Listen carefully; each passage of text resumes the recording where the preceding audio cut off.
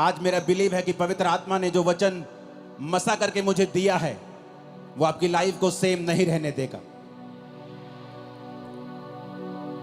सब लोग बैठ जाओ, सब वॉलंटियर्स, खास तौर पे तुम लोग। कोई भी आसपास खड़ा नहीं होगा और अगले कुछ मिनट हम वचनों को देंगे और वॉलंटियर्स बोलकर लोगों को नहीं बिठाएंगे, सिर्फ आप इशारा करेंगे, हाथ जोड़ के बिठाएंगे। आज मेरा यह विश्वास है कि पवित्र आत्मा ने आपको जो वचन देना है वो आपकी लाइफ को सेम नहीं रहने देगा। सब कैमरास, फालतू ड्रोन सब बंद कर दो और सिर्फ अपना ध्यान परमेश्वर के वचनों की ओर लगाओ।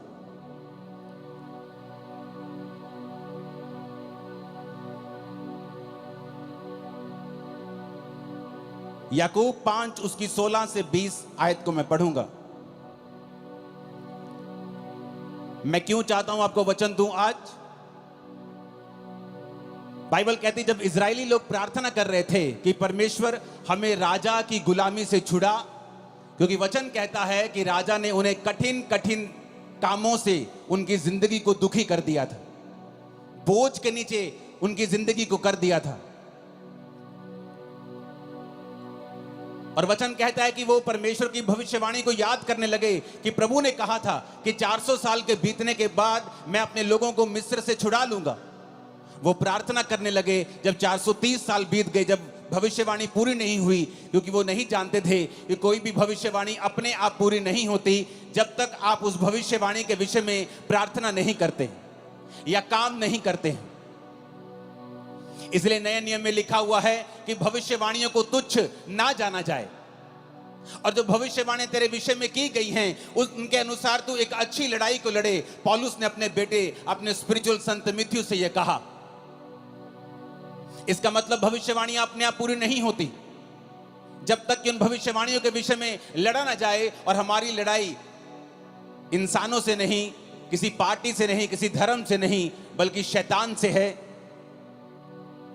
और हम परमेश्वर के सामने भी प्रार्थना में लड़ते हैं, जिस तरह याकूब लड़ा था और जीत गया था। तो वचन कहता है कि हमें प्रार्थना करना जरूरी है, और उन भविष्यवाणियों के विषय में जो हमारे लिए की गई हैं उनके लिए भी हमें लड़ना जरूरी है, यानी प्रार्थना में फाइट करना जरूरी है। तो वचन कहता है कि जब वो फंस गए वहां पर, उन्होंने प्रार्थना करनी शुरू की। जब उन्होंने प्रार्थना करनी शुरू की तो परमेश्वर ने अपने दास को भेजा, उन्होंने मूसा को भेजा। और बाइबल कहती है मूसा के वचनों के ऊपर जिन्होंने मन लगाया और यह विश्वास किया कि मूसा अपने आप से नहीं आया है, मूसा परमेश्वर की ओर से आया है, और जो परमेश्वर की ओर से यह वचन कहेगा हम उस वचन के ऊपर यकीन करेंगे और हमारी जिंदगी सेम नहीं रहेगी और हम गुलामी से छुड़ाए जाएंगे। वो गुलामी चाहे बीमारी की हो, वो गुलामी चाहे शैतान की हो, वो गुलामी चाहे मानसिक हो, डिप्रेशन की हो, वो गुलामी किसी भी तरह की हो सकती है आपकी लाइफ में। लेकिन वचन ये कहता है कि जब आप परमेश्वर के वचन को सुनते हैं और फैसला कर लेते हैं कि आज से मैं अपना दिल दिमाग परमेश्वर के वचनों के ऊपर लगाऊंगा, तो वचन कहता है वो गुलामी नहीं रहती। परमेश्वर आपको बंधनों से छुड़ाता है और गुलामी से छुड़ाता है। और उस वचन को जो उसने मूसा को दिया था और लोगों को छुड़ा लिया था, आज मेरा विश्वास है कि परमेश्वर जो वचन आपके लिए देने वाले हैं वो पूरी तरह से आपको और आपके परिवार को छुड़ा लेगा। इस मसीह जिंदगी में क्या सबसे ज्यादा जरूरी है, क्या है सबसे ज्यादा इंपॉर्टेंट हमारी लाइफ में?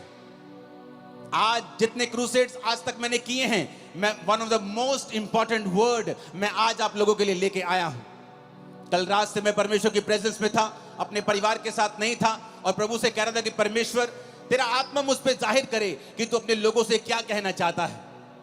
तो वचन कहता है याकूब 5 उसकी 16 से 20 आयत में, इसलिए तुम आपस में एक दूसरे के सामने अपने अपने पापों को मान लो और एक दूसरे के लिए प्रार्थना करो जिससे चंगे हो जाओ। धर्मी जन की प्रार्थना के प्रभाव से बहुत कुछ हो सकता है। एलिया भी तो हमारे समान दुख सुख भोगी मनुष्य था, और उसने गिड़गिड़ाकर प्रार्थना की कि मेह ना बरसे, तो 3.5 साल बारिश यानी मेह नहीं बरसा। फिर उसने प्रार्थना की, आकाश से वर्षा हुई और भूमि फलवंत हुई। हे मेरे भाइयों, यदि तुम में से कोई सत्य के मार्ग से भटक जाए और कोई उसको फेर लाए, तो वह ये जान ले, जो किसी भटके हुए पापी को फेर लाएगा, हर एक प्राणी को उस प्राणी को वो मृत्यु से बचाएगा और उसके पापों के ऊपर वो पर्दा डालेगा। सब बोलो आमीन।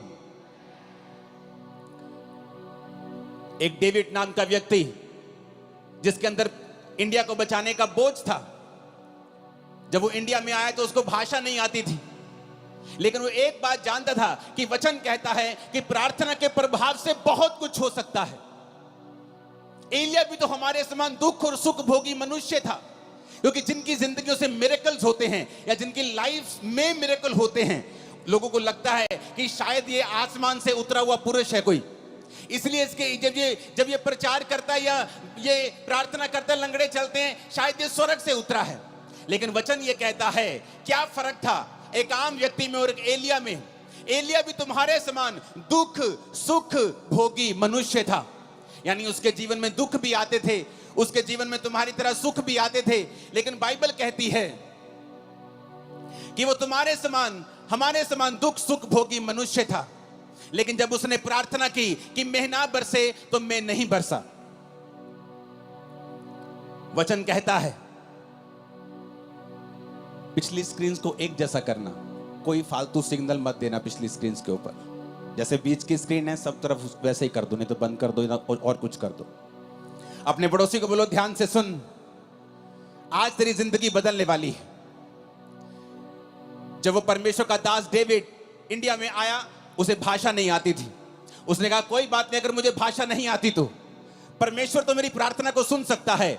वो कबीले में गया जहां लोग उसके खिलाफ हो गए, वो प्रार्थना करने लगा और उसने अपना जीवन प्रार्थना वाला कर लिया और घुटनों पे आकर रोज घंटों घंटों वो प्रार्थना किया करता था।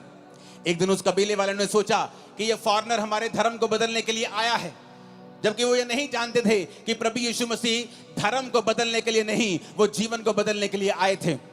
जब उसने लोगों ने देखा कि ये धर्म बदलने के लिए शायद आया है, तो बहुत से कबीले इकट्ठे होकर उसे मारने के लिए गए। जब उसे मारने के लिए गए, जहां जंगल में वो प्रार्थना कर रहा था, उसके सामने खड़े हो गए, और जब उसे मारने लगे तो सांप उन लोगों के सामने आ गए और सांपों ने उन लोगों को, इस डेविड को मारने नहीं दिया।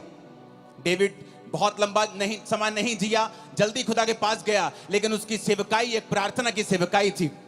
और हिस्ट्री कहती है कि उस प्रार्थना के कारण जो उसने रोज रोज परमेश्वर के सामने की, परमेश्वर ने उस कबीले के ऊपर दया की और एक बड़ी बेदारी दी। आज वो सब लोग परमेश्वर में हैं, मसीह में हैं, सच्चाई को जान चुके हैं। जॉन हाइडी नाम का इंसान, जिसे जॉन हाइडी ऑफ इंडिया कहते हैं, जबकि वो इंडियन नहीं था, वो एक अमेरिकन इंसान था, और उसके अंदर एक बोझ पैदा होता है कि मैं